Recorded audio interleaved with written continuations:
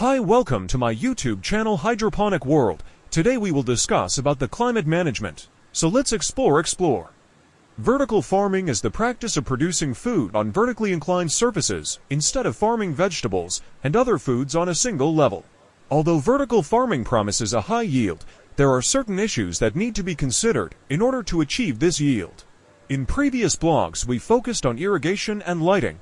In this blog, we will talk about the importance of creating the correct climate and how it should be done. In vertical farms, providing the right climatic conditions is a necessity for the plants to live, develop, and not be damaged.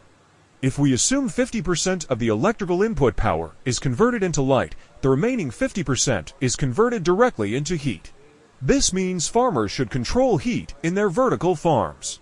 There are three things to consider for creating the true climate: temperature and humidity. The first climate management challenge that vertical farmers must overcome is figuring out how much cooling. Dehumidification and heating is required to manage the temperature and humidity of the grow space, air circulation. The second biggest challenge is figuring out how to deliver the conditioned air everywhere within the vertical farm to create a uniform growing environment. When racks are spaced tightly together, both vertically and horizontally, it is difficult to create uniform conditions everywhere. Many farmers employ the use of small circulating fans, installing them at incremental positions within the racking system and above the plants to help boost airflow from one end to the other. The type of air diffusers can also help distribute and push air into desired locations, as well as help mix cold air near the floor with warmer air near the ceiling to prevent the stack effect. The future of vertical farming looks incredibly promising. With advancements in artificial intelligence and machine learning, we could see even more automated, adaptive climate systems that learn and improve over time.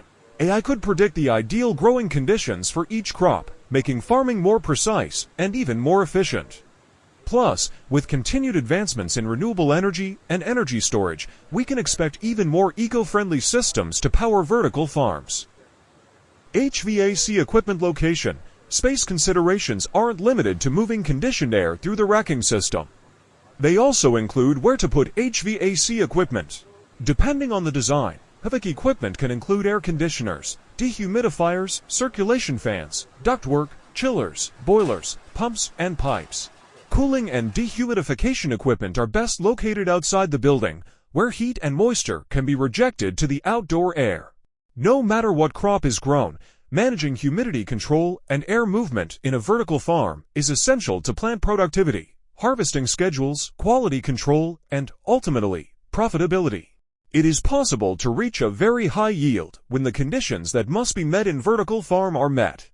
Climate management is at the heart of what makes vertical farming so exciting and sustainable. With the right technology, we can grow more food with fewer resources, reducing the strain on our environment and ensuring a steady supply of fresh produce for the future. Let's take a look at a real-world example.